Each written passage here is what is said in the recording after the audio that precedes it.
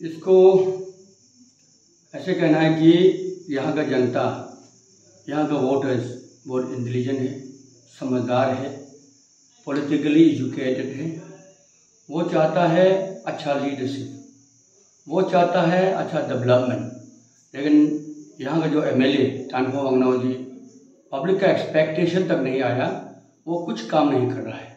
उम्मीद तो किया था उनको, उम्मीद करके उनको एमएलए बनाया था, सब लोग मिलकर उनको वोट देके एमएलए बनाया था, लेकिन उसने कुछ काम नहीं किया। ऐसे कि सैंक्शन में कमी है ऐसे नहीं है। पेमा खांडू जी ने, चौनामेन जी ने, deputy CM and chief minister दोनों ने लोंगडिंग को बहुत प्यार किया है। ये दोरजी खांडू साहब ने दिया हुआ डिस्ट्रिक्ट है। तो पेमा खांडू साहब से हम बात किया था जब तानफो वांगनाव को इलेक्ट किया, उस समय में सीएम साहब को, पेमा खांडू साहब को मैंने रिक्वेस्ट किया था लोंगडिंग को प्यार कीजिए, अभी मैं हार गया है, तानफो साहब को सहायता कीजिए, उसको मदद कीजिए बोलकर मैंने मेरा जो अपॉइंटमेंट जब उनका ऑफिस में जब मिला था मैंने सीएम साहब से रिक्वेस्ट किया था। और तो सीएम साहब ने लोंगडिंग में बम्पर सैंक्शन दिया है, स्कीम दिया है और ऑल सेक्टर में डेवलपमेंट का पैसा दिया है।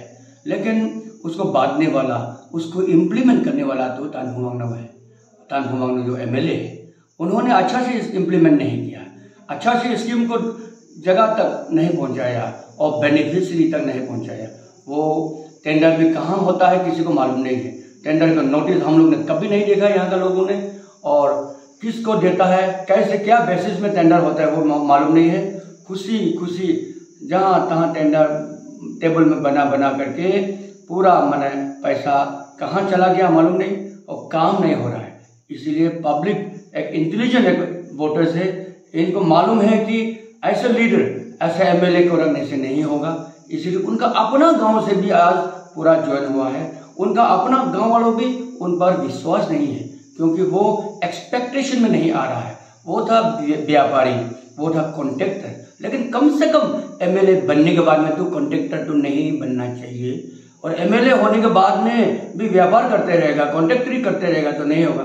सारा कॉन्ट्रैक्ट वो करता है, जहाँ तहाँ लड़का लोग से, उसको वर्कर लोग से मिला कर काम कर रहा है। तो डेवलपमेंट दिखाई नहीं देता यहाँ पे। जो हमारा समय में जो डेवलप हुआ, डिस्ट्रिक्ट क्रिएशन हुआ, ऑल डिपार्टमेंट में जो काम हुआ, ऑल ऑफिस को हमने बनाया, ये इस्टेब्लिश किया, डीसी ऑफिस बनाया, medical demo office, all department का ऑफिस बनाया और इतना डेवलप हुआ। और इंफ्रास्ट्रक्चर में, रोड में, सब में डेवलप हुआ। लेकिन अभी वो आने के बाद में कुछ दिखाई नहीं दे रहा है, तो पब्लिक उसे नाराज है। इसलिए पब्लिक उनका अपना गांव से भी अभी कितना ज्वाइन हो चुका है और आज भी 9 परिवार ज्वाइन हुआ है 30 वोट से लेकर के। होता कि तानफो वांगनाव साहब अपना आदमी है, लेकिन फिर भी वो लीडरशिप के लिए ठीक नहीं है बोल के पब्लिक मेरे पास ज्वाइन हुआ है, इतना ही है। जैसे कि सर आपका स्पीच में आज का जो प्रोग्राम था उसमें आपने एक बात हाईलाइट किया कि कुछ सीजीआई सीट्स के बारे में कुछ कह रहे थे आप, तो इसके बारे में कुछ जानना चाहेगा सर। अरे सीजीआई सीट तो सरकार ने कितना दिया है, उसका अपना मिसेस श्रीमती फेसा वांगचा अपना मिसेस को वीडियो बना कर रख दिया। वो तो वीडियो को अंदर में कितना सीजीआई सीट आता है, डीओटीसी से वो खरीद लेता है, एमएलए से लेट से खरीद लेता है, और आरटी प्रोग्राम में सीजीआई सीट आईवाई के तौर पे आता है। लेकिन उसको 5 साल उसने बचा के छुपा के रखा है, पूरा जमा करके रखा है, और पब्लिक को ये अनाउंस कर दिया कि सीजीआई सीट का प्रोग्राम आजकल गवर्नमेंट ऑफ इंडिया ने ड्रॉप कर दिया बोल के उसको पब्लिक को बता दिया। और अब भी इलेक्शन आने के साथ साथ वो घर घर में सीजीआई सीट 100 पीस लेगा क्या, 60 पीस लेगा, कितना चाहिए, लेकिन हमारा पार्टी बनना चाहिए बोल के, हमारा वोटर बनना चाहिए बोल के उसने तीना बांट के घूम रहा है।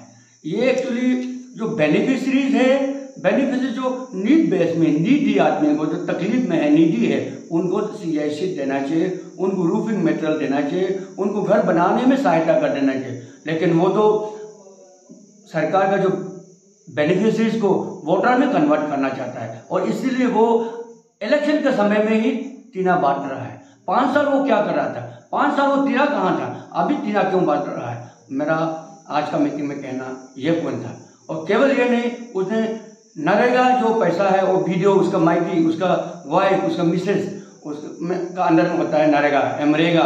वो एमरेगा का पैसा भी ओनली उसका वर्कर, उसका वोटर को ही पैसा देता है, और एमपीपी का वर्कर को वो पैसा नहीं देता है। वो क्या है पता नहीं।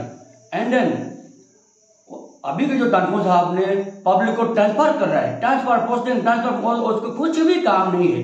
जो अपोजिशन है सबको ट्रांसफर कर रखा है, और उसका अपना माइकी को, अपना वाइफ को वीडियो बना रखा है, और पब्लिक को, उसको ऑपोजिशन को सबको ट्रांसफर करेगा, और उन्होंने सैंक्शन देगा और इम्प्लीमेंट करेगा उसको वाइफ ने। तो कितना तक डेवलप होगा ये अंदाजा कर सकता है। परिवार में सब पावर आ चुका है, पॉलिटिकल पावर आ चुका है, और एडमिनिस्ट्रेशन पावर आ चुका है, टेक्निकल पावर भी वहां पर डाल चुका है, और चेक पावर भी उसका पास है। तो आप समझ सकता है, सोच सकता है कि एक परिवार में सैंक्शन देने वाला और चेक बनाने वाला, पेमेंट देने वाला अगर दो ही अगर एक परिवार से होगा तो इस समाज को कितना डेवलप हो सकता है, ये आप लोग अंदाजा कर सकता है। इसलिए आज का बात यह था। और छोटा मोटा नौकरी जो है कैजुअल लेवल, इनको भी नौकरी से हटा दिया था। और इवन छोटा मोटा आदमी को ट्रांसफर करते जा रहा है। अच्छा काम तो करो, तो ये वेंडिक्टिव क्यों? बदलाव क्यों ले रहा है समाज से? बदलाव क्यों ले रहा है जनता से? बदलाव लाओ ना, डेवलपमेंट लाओ ना, उन्नति लाओ ना। क्यों बदलाव ले रहा है? बदलाव लेने के लिए एमएलए बनता है क्या? पब्लिक का सेवा करने के लिए आया है। इलेक्शन के बाद में सबको प्यार करना चाहिए, सबको देखना चाहिए, अपना बेटा जैसा, सबको अपना परिवार जैसा कंस्टिट्यूंसी को समझना चाहिए। लेकिन वो कंस्टिट्यूंसी को 3-4 भाग में बंटवारा करके रखा है और हिंसा पैदा कर रहा है।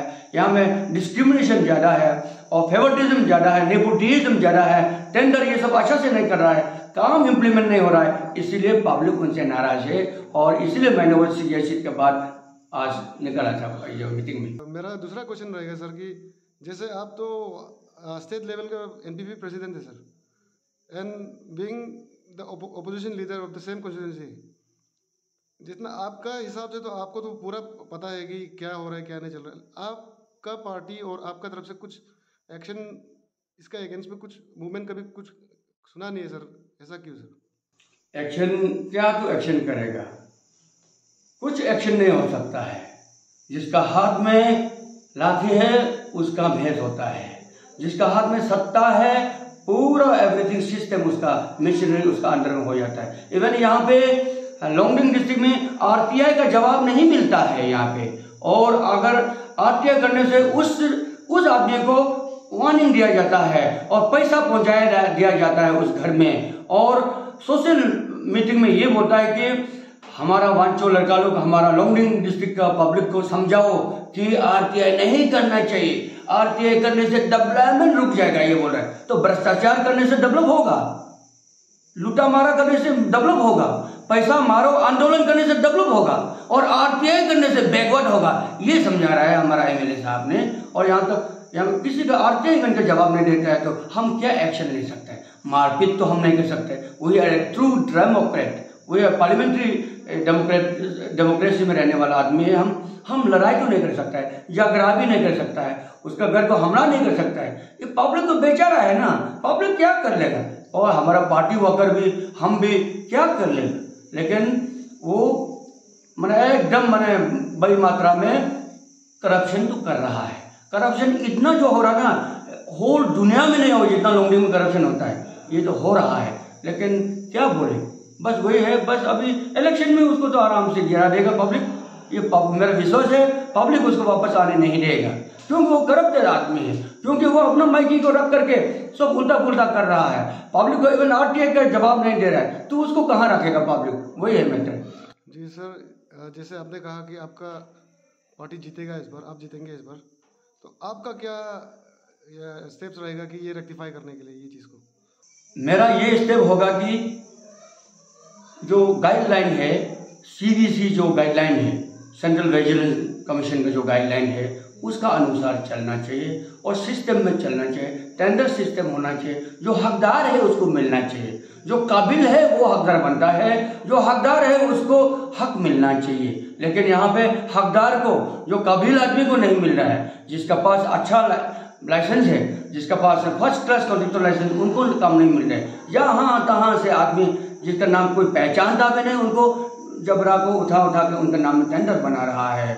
और टेंडर भी कैसे करते हैं, पब्लिक को आज तक नोटिस आया नहीं, पब्लिक को मालूम नहीं है। तो हम वो होना नहीं देगा, सिस्टमेटाइज करेगा और स्कीम जो है नीड बेस में करेगा। हमने स्कीम को झूठ मूठ का स्कीम नहीं बनाएगा, पैसा खाने का, करप्शन करने का, पैसा को साइफोन करने का सेल्फिश स्कीम हम कभी नहीं बनाएगा। लेकिन आज का एमएलए ने सेल्फिश स्कीम बना रहा है। वीकेवी से सेनवा, जो सेनवा कैंप से वीकेवी तक ऑलरेडी रास्ता है, वहाँ पे सेनवा कैंप से वीकेवी तक 2 किलोमीटर का ही ये है डिस्टेंस है।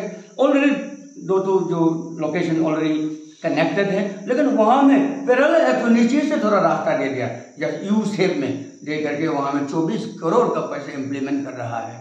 ये कौन सा मतलब डेवलपमेंट का प्रोजेक्ट हो सकता है? This is called selfish project, this is called corruption motivated project है ये। तो पैसा मारो आंदोलन में लग रहा है, जनता उसको वोट में दिखा देगा, जनता उससे लड़ नहीं सकता है, जनता उसको गाली नहीं दे सकता है, जनता उसको वोट में बदला लेगा। मेरा ये पूरा उम्मीद है, विश्वास है। जी थैंक यू सर।